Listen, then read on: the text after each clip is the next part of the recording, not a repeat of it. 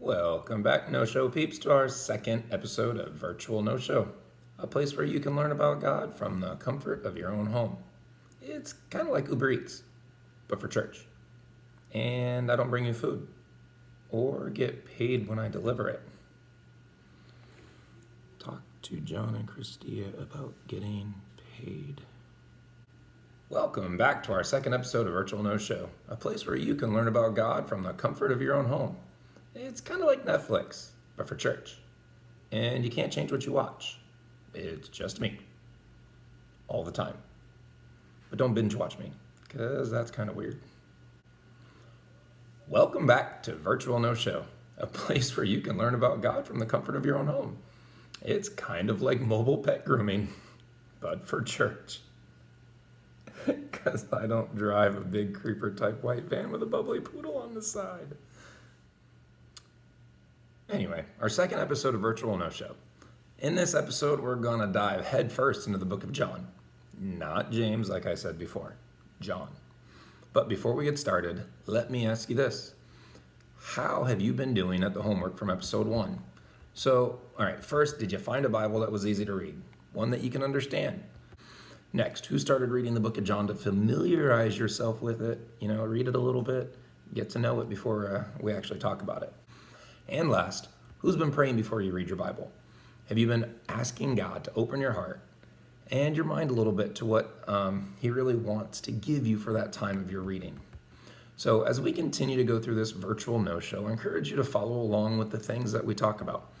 I'm really not sure how long we're going to have to do this for, but even just taking a little bit of time off, that can get us off track. Keep in mind that this is not homework in the sense of grading it or feeling like you have to do it. Instead, I really want you to come at this from the angle of you get to go deeper into the Bible, maybe in a way that you've never done it before. Challenge yourself and see what you can get out of these virtual no-show lessons. All right, so this book of John is one of the first books in the New Testament. These first 4 books, Matthew, Mark, Luke, and John, are known as the Gospels. They're an account of Jesus' life here on earth. Now, Matthew, Mark, and Luke have quite a few similarities in them. All right, now sure, they have their own spin on things, but a lot of the stories you find in one book, you will most likely find in at least one of the others. But John's a little bit different. Where Matthew, Mark, and Luke told of what Jesus did, John tells us of who Jesus is, the Son of God, our salvation, the beginning and the end. But why would John write his own account? Now, it's believed that Matthew, Mark, and Luke's Gospels were written first, which means John would have been a really old man when he wrote his account of Jesus. If the other ones were written first, and by the time it was time for him to write his gospel, he would have been older. Why would he have done that? So I have a theory, and I've heard this story told like this before. Imagine, if you will, a very old man sitting in the back of the church with his eyes closed and his face downward. You would think that he was asleep, except for the slow motion of him gently stroking his long white beard as the people around him worshiped and they sang. Those who know him know for certain he isn't sleeping. He's traveling back of a time of when he was young, back on the seashore with James and the apostles, back on the trail with the other disciples, in the temple with Caiaphas. It's been over 60 years, but John still sees him. The decades may have taken John's strength, but they didn't take his memory. He was with God, and God was with him. He was there when the water had been turned to wine, when mud had been placed on the blind man's eyes, and he could still smell that sweet fragrance of Mary's perfume as it filled the room. And he could still hear it. The voice. His voice. John could still hear him. He could see him. The scenes that had been branded into his heart and the words that were forever lodged into his soul. How could he ever forget them? He had been there. The old man opened his eyes, and the singing had stopped, and the teaching had begun. He looks around at all those people and he thinks to himself, if only you could have been there. But most of these people weren't even born yet when the events happened that he could remember. And most who had walked with Jesus were gone. He was the only one that was left. And he listens to the teacher and he thinks, what a task it must be to teach on someone he has never met or seen or knew. But the old man is there in case the teacher needs him again. And then he realizes what will happen. What's going to happen when I'm gone? Who will be there to help the teacher? Will they have heard about how Jesus calmed the storm and waves? Will they know how Jesus fed the thousands? Will they be taught how to pray? How will they know? If only they could have been there and known him. And at that moment, John knows what he has to do. So after church, he ran home, he unfolded a scroll, and he began with this. John started writing, "In the beginning was the Word." So why did John write his gospel? So that we can know who Christ, who Jesus really is. And I don't mean just know him as Jesus, but to know who he really is and why he came. Do you know who Jesus really is? John starts off right away in chapter 1, verse 1 by telling us who Jesus really was. And he says this, "In the beginning was the Word, and the Word was with God, and the Word was God." So who is this, the Word? It's Jesus. God, the Father, shared his testimony, his words, through the lips of Jesus. Now, the Father, he speaks a little bit, but not a whole lot. But when he does speak, he mostly speaks through Jesus, to Jesus, or to exalt Jesus. And this makes Jesus the Word, the words that God the Father speaks of and about. And he was there at the start of everything, before creation itself, because he was God. Now, as we read on, you're going to find that everything was made with Jesus in mind. He was the life and the light that makes us human. Verse 2, 3, and 4 says, through him, through Jesus, through him, all things were made. Without him, nothing was made. In him was life, and that life was the light of all mankind. Have you ever wondered what makes us human? Now I'm going to get a little sciencey on you. Not too sciencey, I'm not going to go deep. But here's a little sciencey. For some reason or another, over the last couple of months, I've had some articles about the consciousness of man pop up. In fact, I read one of them on the way to follow. Now, you know what consciousness is, right? It's that thing that gives you thought and emotion, and it makes you you. Consciousness is your thinking and your feeling. Like a tree is alive and it can grow and it needs food and water, but it can't think.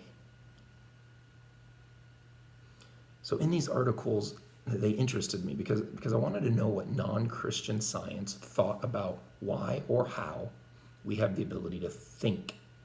And out of these 3 or 4 articles I read about human consciousness, they all had the same conclusion. Now, are you going to be ready for this? Because this is huge. I mean, this is modern science. What do they have to say about what it is that gives us the ability to think? They all said the exact same thing. So here we go. They have no clue. Seriously, none. They have guesses and they have thoughts, but of course they have to say something in these articles. They're not going to just say nothing, but they literally said they do not know where consciousness of man comes from. Science doesn't know. In him was life, and that life was the light of all mankind. Jesus gives us life, consciousness. He makes us who we are. He was there with God in the beginning because he is God. Everything was made through him and for him, including us, especially us. We were created to worship our Creator, and that's why following Jesus just makes so much sense inside. It was built inside of us from the very beginning of time. Now, like I said earlier, the language and tone of John's Gospels are much different from these other 3 Gospels. John is highlighting the divine nature, the godly nature of who Jesus is. From the start, John is setting Jesus in the very center of God's plan for the entire world. And everything that was created in all the universe was created by and for Jesus. And then, you ready for this? Because this is a huge and then. And then that moment, as far as any moments go, it seemed like it wasn't much different than any other moment, but in reality, this moment was like no other, because God in that moment became a man. God made himself breakable.